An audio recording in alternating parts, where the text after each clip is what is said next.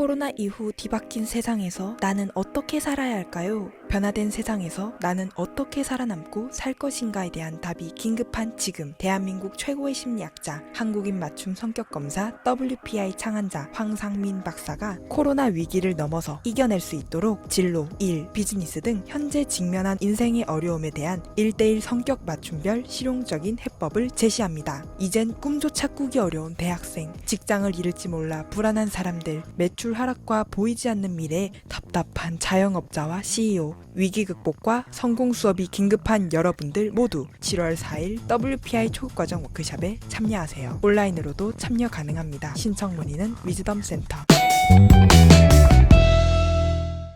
안녕하세요. 황상민의 심리상담소 황상민TV 시작하겠습니다.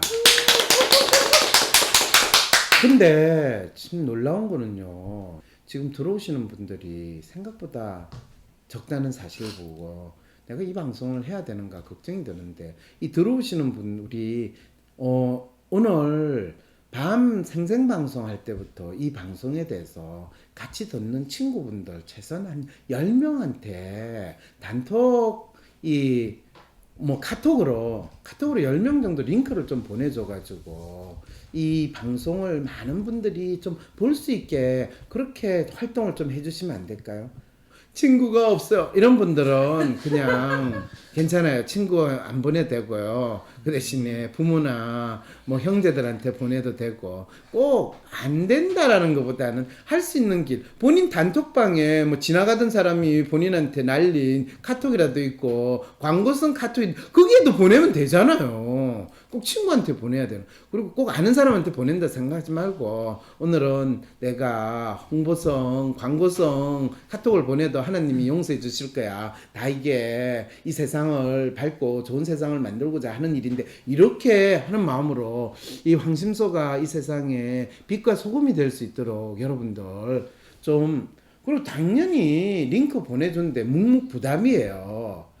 그래서 꼭 네가 링크를 보내줘서 너무나 고마워, 이렇게 좋은 방송을 알 수 있게 돼서 진짜 너의 마음에 너무 내가 감동했어, 이런 혹시 응답이 오면요, 그 친구 지금 심각한 위험한 상황이라고 생각을 하고 119에 연락하거나 경찰서에 연락해야 돼요. 그리고 아무 응답이 안 오면 그게 얘들이 잘 살고 있구나, 그렇게 생각하면서 보내셔야 돼요. 자, 그건 그렇고 또 무슨 사연을 또 가지고 오셨어요? 박사님, 그동안 저는 젊고 건강한 사람은 면역력이 좋으니 늙고 약한 몸에서 코로나 바이러스가 더 활개를 칠 것이라고 생각했었는데요. 코로나19로 인해 젊은 사람이 사망한가 하면 연약해 보이는 100세 노인이 완치 판정을 받은 사례가 세계 곳곳에서 보이고 있더라고요. 심지어 기저질환을 가지고 있는 상태에서도요. 104세인 최상분 할머니는 코로나19로부터 완치되셨습니다. 연로하셔서 혼자서 거동도 못하셨고 면역력도 떨어지고 천식 등 기저질환도 있었다고 합니다. 이번 초기에는 고열과 폐렴 증세로 꽤 위험한 상황도 있었고요. 하지만 할머니는 무엇보다 포기하지 않고 늘 명랑한 모습으로 의료진에게 꽃처럼 환하게 웃어 보이신다고 해서 꽃님이 할머니라는 별명까지 얻었다고 해요. 그리고 결국 완치되셨어요. 반면 공포에 사로잡힌 사람들도 있어요. 유튜버 도전하는 복학생이라는 이정환 씨는 교환학생으로 터키에서 지내던 중에 귀국했고 코밍아웃을 하여 자신의 입원 생활 수기를 유튜브에 업로드했답니다. 이 씨는 초기 무증상자였지만 입국 후 진단검사에서 양성 통보를 받고 격리된 다음 날부터 발열 등 증상이 나타났습니다. 이렇게 입원됐고 바이러스 억제를 위한 에이즈 약까지 복용했습니다. 코로나 증상이 시작되고 한 열흘 동안은 죽을 것 같이 아팠다. 근육통 때문에 하루에 잠을 1시간도 자지 못하고 깼다. 약 부작용으로 먹은 음식과 물은 흡수가 되지 않아서 구토와 설사에 시달렸다. 저승사자랑 한 10번 정도는 하이파이브한 느낌이다. 너무 힘들어서 잘못하면 죽겠다라는 생각도 들었다. 신체 건강한 24살 청년인 이 씨는 아무런 증상이 없다가 왜 격리되고 나서야 비로소 증상이 나타나기 시작했던 걸까요? 격리일이 곧바로, 그리고 죽을 듯이요. 타이밍이 기가 막혔던 걸까요? 다행스럽게도 이 씨는 열흘 정도 지나서 약 부작용이 사라지고 음식도 먹고 컨디션이 많이 좋아졌다고 합니다. 이 씨는 자신의 유튜브 영상에 추가적으로 이런 댓글을 남겼는데요. 코로나19에 대한 공포심이 상당했던 것 같습니다. 터키에서 치료도 못 받고 고통을 참아내며 죽어가는 위험을 겪는 것보다 모국인 한국에 들어와서 위험도를 줄이는 게 맞다고 생각했습니다. 제가 터키에서 코로나에 걸렸다면 정말 죽었을지도 모른다고 생각하니까요. 코로나로 사경을 헤맸다는 부산 92번 확진자 50세 이모 씨는 음성 판정을 받고 퇴원한 뒤에도 계속 코로나에 걸린 것처럼 몸이 아프고 우울증에 시달렸다고 합니다. 이 씨처럼 검사 결과가 음성으로 바이러스가 몸에 더 이상 남아있지 않는데도 계속 같은 증상이 나타났다는 것을 어떻게 받아들여야 할까요? 반면 어떤 사람은 바이러스가 몸에 있는데 아무 증상도 없고요. 그리고 그런 사람들이 격리 입원하게 된 뒤에 증상이 나타나기 시작하고 죽을 것 같이 아프다고 호소합니다. 이것과 비슷한 내용으로 미국 트럼프 대통령이 코로나19 예방을 위해 복용한다고 해서 화제가 되었던 말라리아 약 하이드록시클로로킨을 언급할 수 있을 듯해요. 트럼프도 속으로 얼마나 걱정을 했으면. 그런데 이 약이 코로나19 중증 환자의 사망 위험을 높인다는 연구 결과도 나왔다고 합니다. 하이드록시클로로킨과 클로로킨의 효능을 조사 연구한 결과 이 약을 복용한 환자에서는 사망 위험도가 34% 증가, 심각한 심장 부정맥 위험도 137% 커졌습니다. 하이드록시클로로킨과 항생제 조합의 경우는 사망 위험이 45%, 심각한 심장 부정맥 위험이 411%나 증가했습니다. 그래서인지 자발적으로 이 약을 복용하며 코로나 치료에 효과가 있다고 극찬했던 트럼프는 이 연구 결과가 나오기 이틀 전 갑자기 복용 중단을 선언했다고 합니다. 트럼프한테 빨리 보고가 됐나 보네요. 네, 이틀 먼저 역시 보고가 대통령이라서 좋긴 좋네요. 그런 보고를 일찍 받으니. 다 읽었어요? 코로나 바이러스가 숙주인 우리 몸 안에서 어떻게 작용하는지 마음에 달려있다는 내용을 황신소에서 듣고도 처음에는 잘 이해가 안 됐었는데요. 미디어를 통해 많은 사례를 접하고 이것이 박사님이 말씀하셨던 바로 그런 게 아닐까라는 생각이 들었어요. 하지만 아직 완벽히 이해하지 못하고 있는 저 같은 청취자를 위해 다시 한번 자세한 설명 부탁드립니다. 네, 뭐 어떤 분이 댓글을 달았네요. 아주 중요하게 104세지만 마음이 건강한 할머니는 코로나19 바이러스가 있어도 돌아가지 않으셨고, 죽음의 공포로 불안한 24세 청년은 죽음의 사자와 10번의 하이파이브를 하는 고통을 겪고 겨우 살아났다.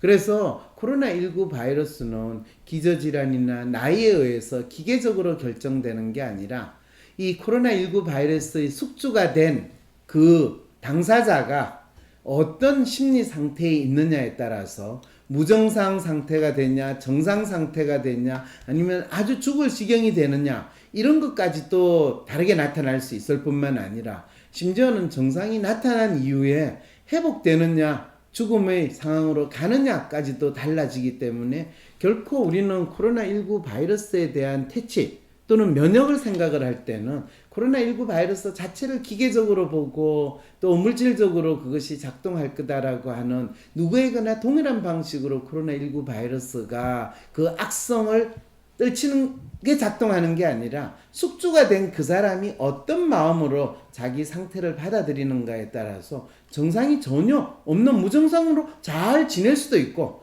심지어는 내가 코로나 바이러스가 있대 라고 확진자가 됐어. 확진자가 된 그 순간부터 몰려오는 두려움과 공포 때문에 내 몸이 발작적으로 반응하듯이 정상도 이제 나타나기 시작을 해. 정상이 나타났는데 처음에는 확진자가 뭔지 모르는데 정상이 나타나는 순간 죽을지도 모른다. 거기에다가 이제 그 불안과 공포를 신체 반응으로 더 확실하게 확인시켜주는, 확진자도 아니고 확인시켜주는 게 약이라는 또 물질이 그거를 확인시켜주니까 그 약 때문에 또 고열에 시달리는 데다가 소화도 안 되고, 또 그 고열을 낮추느라고 그 해열제가 들어왔을 때 내한테 작용하는 나도 알 수 없는 신체 반응으로 이래가지고 뭐 토하기도 하고 더 부작용이 일어나는 이런 희한한 상황이 벌어지는 게 이 코로나19 바이러스를 통해서 우리가 알게 되는 몸과 마음의 관계라는 거죠.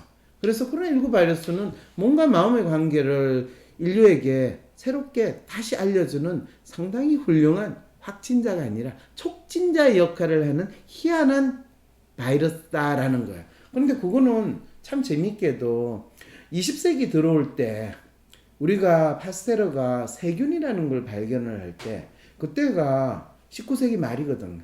그래서 19세기 말과 20세기에 한 세기가 바뀔 때 인간이 그동안 당연하게 생각해왔던 거에서 완전히 새로운 인식을 하게 되는 게 가장 중요한 게 몸과 마음의 관계예요. 그러면 18세기 때는 어땠습니까 하면 몸과 마음이라는 것은 실제로 분리될 수가 없다라고 했는데 18세기 들어와서 몸이 있고 마음이 따로 분리가 될 수 있고 마음이 있다라는 걸 막연히 알 수 있게 된 게 18세기. 17세기에는 마음이 따로 있다라는 걸 이야기하면 너 죽어? 화형당해? 이런 인류의 어떤 이 진보가 이루어졌다면 19세기에서 20세기는 마음도 몸처럼 아플 수가 있어요. 그래서 그 마음이 아픈 거를 치료를 할 수 있어요. 라고 하는 프로이드의 생각이 몸과 마음에 대한 새로운 인식을 인간에게 줬다면 20세기가 지나고 21세기가 오는 이 시점에서 코로나19 바이러스를 통해 가지고 놀랍게도 프로이드와 비슷하게 우리가 세균이나 바이러스에 의해서 병에 걸린다 라고만 막연히 누구나 그 병에 걸리고 그 병을 치료받아야 된다는 생각에서 잠깐만요. 이거는요, 이 바이러스는요, 이 우리 몸에 작동을 할 때는 몸에서 작동하는 것 같지만 이 바이러스를 트리거해 가지고 진짜 무시무시한 질병이 되게 하는 거는 단순히 몸이 나이가 많다든지 몸에 기저질환이 있다든지 그것도 있지만은 그거보다 더 중요하게 이 바이러스 숙주 역할을 하는 인간의 몸을 나름대로 관장하고 있는 그 사람의 마음이 이 바이러스를 두려워하고 공포의 마음으로 이 몸을 또는 바이러스하고 같이 있는 이 몸을 보느냐, 아니면 바이러스가 내 몸에 숙주를 있대, 아이고 니도 먹고 살아야 되니까 야 조용히 좀 잘 있어, 그렇지만 나는 웃는 낯으로 즐겁게 내 생활을 해야지 뭐, 이렇게 생각할 수 있게 지내는 그 마음으로 한다면 내 몸이 아무리 넓고 힘들더라도 이 바이러스와 잘 지내. 그리고 내 몸이 젊고 건강하다고 막연히 생각은 하지만은 바이러스 무서워라, 빨리 한국에 집에 돌아가야지 라고 돌아와서 바이러스 정서를 못 느끼다가 집에 돌아왔는데도 주위에 있는 사람들이 코로나19 바이러스 뭐 이러면서 난리를 치고 있을 때 나도 바이러스 걸린지도 몰라. 그러니까 갑자기 바이러스 걸린 것 같은 감기 증세도 나타나는데 확진이래. 그때부터 이제 나는 이제 죽었나 보다. 내가 젊은데 이 나이에 죽으면 내가 억울해서 어떡하나, 뭐 제발 죽지 않게 해주세요, 이런 상황으로 죽을 준비를 너무나 빨리 하니까 하는데, 쟤 준비가 다 됐으니까 그냥 빨리 데리고 올래? 너 가봐라. 그래서 공유한테 시켰어. 공유가 가서 보니까 야 데려가도 되는데 데려가면 이 하늘나라도 시끄러울 것 같은데 그런가? 야 공유, 니는 꼭 남자 데려오라 그러면 딴짓 하더라? 뭐 이제 이런 상황이 벌어지니까 그래 쟤 좀 그러면 좀 두고 보자 뭐 이러다가 이제 아이고 그래 쟤 데려가려니까 별로 재미없다, 야 그냥 둬라, 이렇게 되는 상황이 됐다는 거 아니에요 지금 이 사연은. 근데 그러면 24세 청년 이분은 코로나에 걸리면 무조건 죽는다라고 받아들인 거잖아요. 그렇죠. 코로나에 대한 어마어마한 이 두려움과 공포를 받아들이니까 지가 몸이 튼튼하더라도 이미 마음이 굴복한 거거든요. 그래서 마음은 코로나19 바이러스가 아니라 코로나 19 바이러스에 걸린 이 상황이 된 거고, 그게 코로나 바이러스인 줄 알았더니 저는 콜레라19 바이러스 이런 상황이 돼버린 거죠.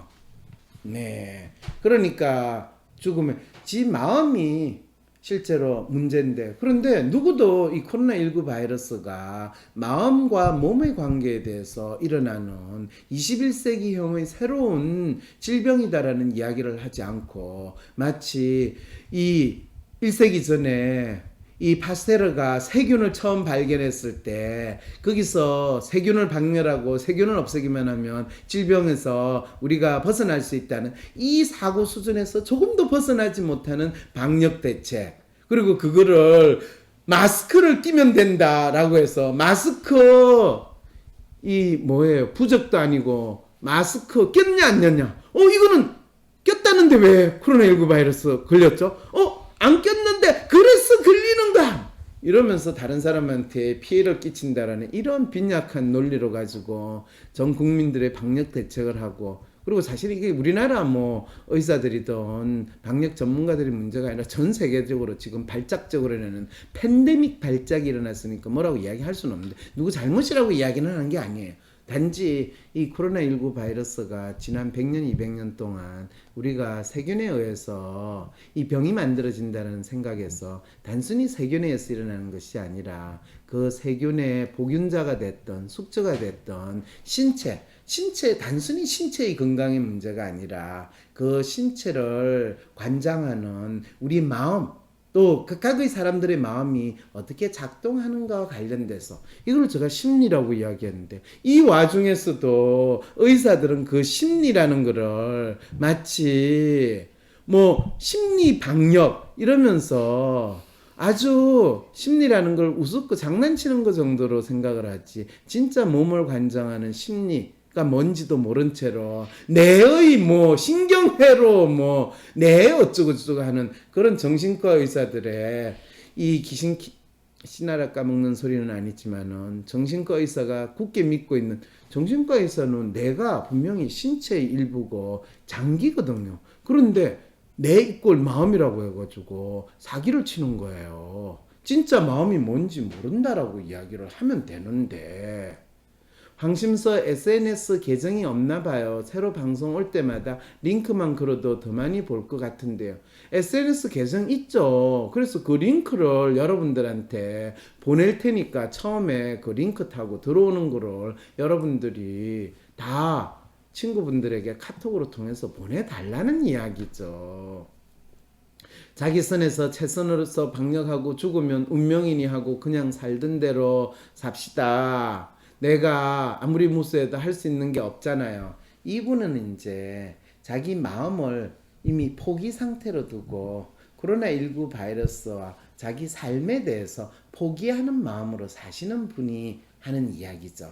그래서 자기 마음에 대해서 자기가 어떻게 믿고 있느냐, 이 생각조차도 하기 힘든 사람들이 이런 이야기를 하는데, 이걸 의사들이 들어야 되는데 왜 의사들이 들어요? 의사들이 들으면 기분 나쁜데, 즐겁고 행복하게 살아야 되는데 본인들이 무지함과 결코 인간의 마음에 대해서 알지 못하는 거를 굳이 이 방송 들으면서 다시 자각할 필요가 뭐가 있어요? 이 방송을 들어야 되는 사람들은 그냥 여러분 같은 분, 우리 일반 사람들이 자기 마음을 알고 자기 마음을 통해 가지고 자기 몸에 대해서 잘 관리하고 자기 삶을 즐겁게 사시는 분들, 이런 분들이 이 방송을 들어야 된다라고 생각해 주시는 게 맞는 거죠. 또 우리 패널들은요, 항상 방송 끝나고 나면 아주 좋은 이야기를 하세요. 어떤 이야기냐? 박사님, 코로나19 바이러스가 무서운 줄 알았더니 그게 아니고 그거에 대해서 제대로 파악 못하는 우리 마음이 문제네요.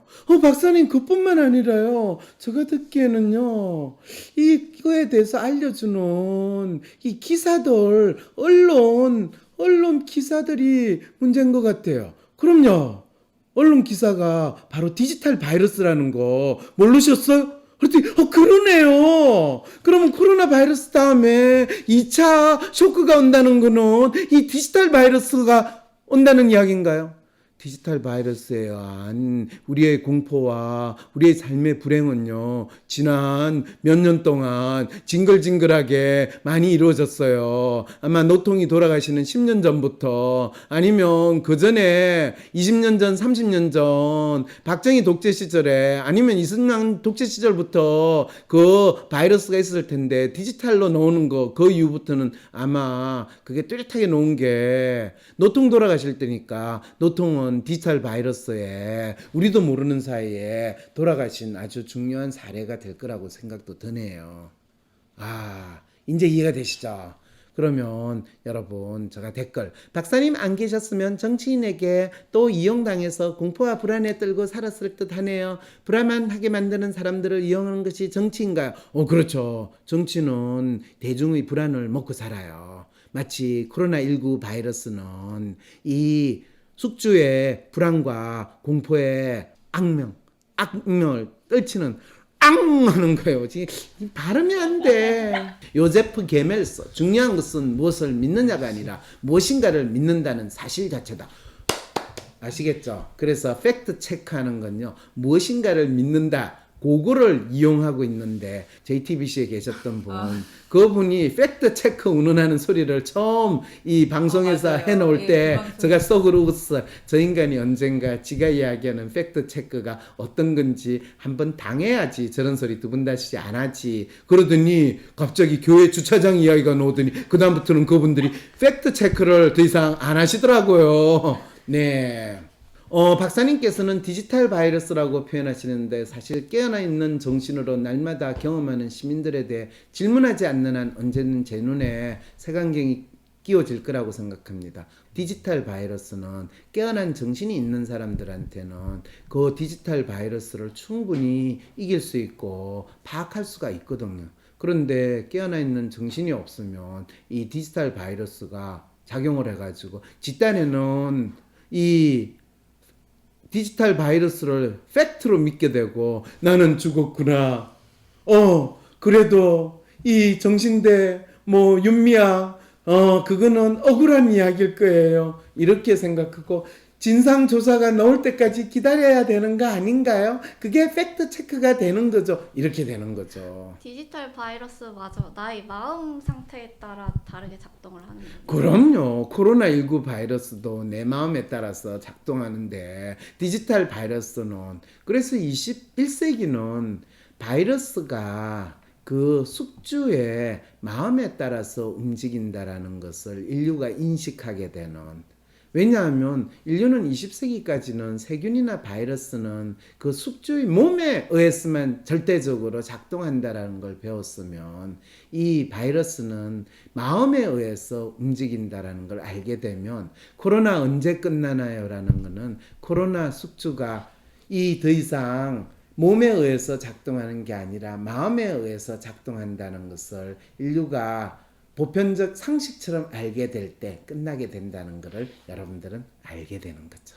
숙주의 마음대로 맞는 것. 그렇죠. 이건 백신이 만들어지느냐 안 만들어지느냐의 문제도 마찬가지라는 거예요. 숙주 마음대로. 디지털 바이러스가 코로나보다 더 무섭네요. 저는 이 질문을 하는 당신의 마음이 더 무서워요. 방역 삽질 관두고 바이러스 데리고 함께 잘 살자고 해야 할 텐데 방역 삭질이라고 생각을 할 때 사실은 그거 저분의 마음이 어떨지 우리 물어볼 수도 필요할 거죠. 네, 그분은 이제 이 뭐 사실을 안다. 뭔가 우리 눈에 보이는 현상의 이면을 꿰뚫어 본다. 이런 생각을 당연히 할 수 있죠. 그분은 확진자 진단을 받더라도 별로 무증상자로 아마 나중에 또 음성으로까지도 되지 않을까라는 생각이 들어요. 코로나 바이러스에 대해 불필요한 두려움을 갖지 않는다면 코로나 바이러스가 끝날 거라 생각합니다. 그것이 바로 이 확진자 또는 이 숙주라고 하는 우리의 마음에 달렸다라는 이야기죠. 박사님, 저는 외출과 접촉이 조심스러워지면서 바이럴 조작 선동이 더 영향력을 가지는 것 같아서 두려워요. 그런 사회에서 미래 사회가 희망적일까요? 이분 이 질문을 던지는 이유는 미래 사회는 코로나19 바이러스와 디지털 바이러스가 준동하는 바이러스 세상이 될 거라고 믿기 때문에 이런 이야기를 하는 거죠. 미래 사회가 두려워하는 마음은 바이러스의 숙주로 당신의 마음이 엄청 약하고 당신의 마음이 혼란스럽다라는 것을 나타냅니다라는 걸 알려준다는 거죠. 그렇지만 바이러스가 준동하는 현재 사회와 미래 사회에 대해서 당신은 바이러스가 이 지독하고 악랄하고 나쁜 놈이 아니라 그 바이러스가 내 몸을 숙주로 했을 때 내가 바이러스를 두려워하고 불안해하고 하는 그것에 바이러스의 악랄함이 좌우된다라고 이야기를 할 때 정확하게 미래사회는 불안하지도 않고 나쁘지도 않은 내가 바라는 사회로 바뀔 수 있다는 거죠. 미래사회는 우리가 만들어가는 것이라고 믿습니다. 맞습니다.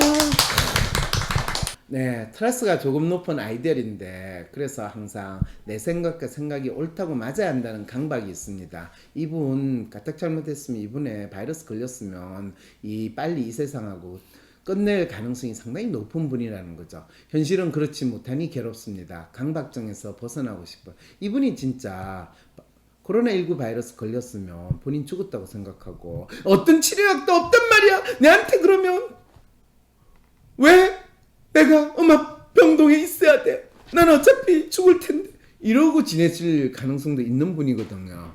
그래서 본인이 가지고 있는 문제는 본인 스스로 이미 자기 문제는 강박증이야 이렇게 생각하는데 강박증이 아니라 본인이 남다른 생각을 하시고 상상력도 많이 하시고 어떤 상황에 있을 때 본인이 트러스트라는 건 이건 꼭 해야 돼. 나는 나의 역할과 책임을 다하기 때문에 이게 내한테 절대적으로 필요해. 아니면 부모님을 위해서 누구를 위해서 내가 이 일을 꿋꿋이 해야지 라고 믿는 그것이 무엇인가에 대해서 한번 생각을 다시 해봐야 된다라는 거죠. 그건 강박증 때문에 일어나는 게 아니라 본인이 절대적으로 자기의 역할을 다해야 되기 때문에 내가 조금이라도 실수를 하면 안 돼. 내가 좋은 남자친구로 나는 지내야 돼.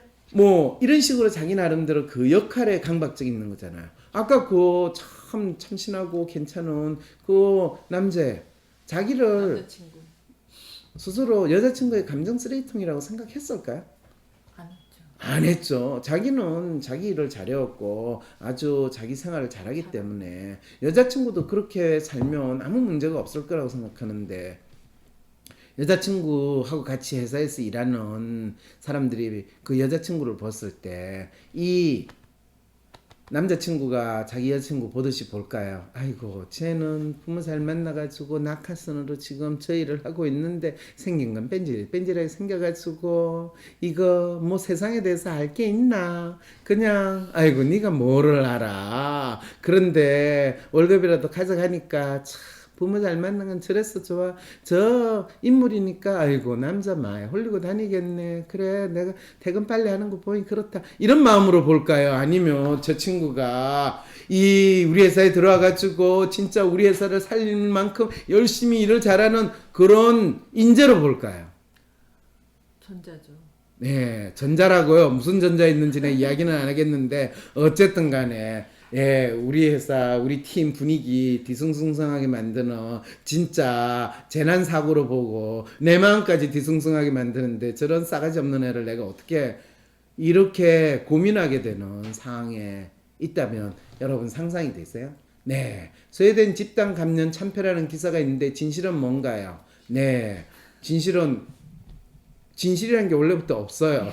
네, 단지 스웨덴이 우리보다 너무 복지국가고 뭔가 잘하는 것 같았는데 지금 스웨덴이 우리보다 못하는 걸 했다는 거에 대해서 스웨덴 정치인들 봐라. 우리 문재인 대통령 또 우리 이 정권에 비하면 나쁘지 않지 않냐? 근데 어떻게 우리 지금 정권 잡은 인간들은 전부 다 북구를 모델로 하고 북유럽이 지상천국이라서 그거에 대해서 따라가야 된다고 믿었는데 이번에 코로나19 사태를 봤을 때 우리는 그게 따르지 않았던 게 너무 잘했으면 앞으로 이 나라 정책은 대체 어느 방향으로 가게 되지? 모방하고 따라야 된다고 믿었던 서성과 같은 이 북유럽 국가들이 죽을 썼는데 네, 이 상황이 되는 거죠. 사실 의사들이 병이라고 부르는 대부분의 질환에는 완치약이라는 건 없습니다. 가장 효과적이고 중요한 치료는 인체가 갖는 회복력, 즉 자가치료. 이분 저가 늘 하는 이야기를 이렇게 하시면 진짜 황심서 너무 공부 열심히 하신 분이네. 그리고 어떤 댓글은 설명 이해하겠어요. 용기가 좀 나네요. 하지만 박사님처럼 큰 무리에 휩쓸리지 않고 사물의 이면을 파악하고 볼 수 있는 사람일수록 더 소외되는 거 아닐까요? 그래요. 그래서 잘렸다. 왜? 그런데 어떻게 글을 다 읽으시는지 대단하시네요. 네. 그러면 말하면서 글을 읽지. 글을 읽으면서 내가 입 다무시란 말이냐? 네. 이게 교수로서 수십 년 동안 쌓은 내공이라고 하면 교수로서 말하면서 학생 하나하나 얼굴 표정까지 마음까지 다 읽어가면서 강의를 한다면 여러분 믿으시겠어요? 네. 골절은 병원 가야 된다고요. 옛날에는 병원 안 가고요. 골절원에 갔어요. 네. 적골은 맞아요. 마음이 몸을 지배한다는 걸 아는데 대부분의 사람들은 자기 몸이 뭔지도 모르고 마음이 어딘지도 모르고 그러다 보니까 죽고는 싶은데 떡볶이는 먹고 싶고 자기 마음이 떡볶이 먹고 싶은 그 마음 수준으로 생각하는 상황이 되니까 진짜 깝깝하다라고 하는데 그래도 떡볶이를 먹는 건 좋죠. 네, 저는 순대도 같이 먹어요. 코로나 이후 뒤바뀐 세상에서 나는 어떻게 살아야 할까요? 변화된 세상에서 나는 어떻게 살아남고 살 것인가에 대한 답이 긴급한 지금 대한민국 최고의 심리학자 한국인 맞춤 성격검사 WPI 창안자 황상민 박사가 코로나 위기를 넘어서 이겨낼 수 있도록 진로, 일, 비즈니스 등 현재 직면한 인생의 어려움에 대한 1:1 성격 맞춤별 실용적인 해법을 제시합니다. 이젠 꿈조차 꾸기 어려운 대학생, 직장을 잃을지 몰라 불안한 사람들, 매출 하락과 보이지 않는 미래에 답답한 자영업자와 CEO, 위기 극복과 성공 수업이 긴급한 여러분들 모두 7월 4일 WPI 초급과정 워크숍에 참여하세요. 온라인으로도 참여 가능합니다. 신청 문의는 위즈덤 센터. 잘 살고 있다 생각하다가도 떠오르는 불안한 마음이나 살면서 생기는 문제를 그저 남의 탓으로 돌리곤 했는데 그런 행동이 나의 성향, 내가 가진 특성 때문이라는 것을 깨달았어요. 워크숍에서 저의 WPI 프로파일에서 채워야 할 부분을 찾게 되어 그것을 더욱 발전시키려 노력 중이고 계속 적극적으로 저를 알아가는 공부를 하고 싶습니다. 12세 아들이 있는데 WPI를 몰랐을 때는 감정적으로 아이를 대해 후회를 많이 했었어요. 그런데 WPI를 배운 뒤 어떤 식으로 아이를 대해야 하는지 알게 되자 우선 제 마음이 많이 편해졌고 아이와의 관계도 편안해졌어요. 결혼을 앞두고 저에게 주는 선물로 워크숍을 신청했어요. 저 같은 성향의 사람은 어떻게 지내야 하는지 알려주셔서 결혼 후에도 내가 어떻게 지내야 하는지 도움이 되었어요. 재밌으면서도 뜻깊은 시간이었습니다. 지금 7월 4일 WPI 초급과정 워크숍이 선착순 모집 중입니다. 위즈덤 센터가 삶을 고민하는 많은 분들에게 사회적 기업 활동으로 무료 상담을 받을 수 있는 프로그램을 만들었습니다.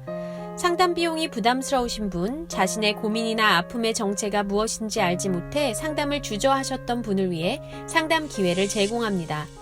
상담을 통해 자신의 마음을 확인하고 자신의 문제에 대한 통찰을 경험할 수 있을 것입니다. 어떻게 해야 할지 모르겠어. 점이라도 볼까? 점보다 더 용한 검사 있는 거 몰라? 무슨 검사? WPI 검사. 내 삶의 해답을 원할 때 비과학적인 점이나 서주가 아니라 과학적인 검사 WPI에서 제대로 된 맞춤 해답을 찾아보세요. 검사는 황상민의 심리연구소 사이트에서 하실 수 있습니다. 황상민 박사님과 1:1 비공개 상담을 할 수 있다고요? 비슷한 WPI 프로파일, 상담 사연을 봐도 알 수 없었던 자신의 본질적인 문제를 파악하고 생각지도 못했던 실용적인 해결 방법을 얻으실 수 있습니다. 자기 삶의 통찰을 얻으시고 반복되는 문제에서 벗어나 원하시는 삶을 살아가세요. 관련 문의는 위즈덤 센터로 연락 바랍니다.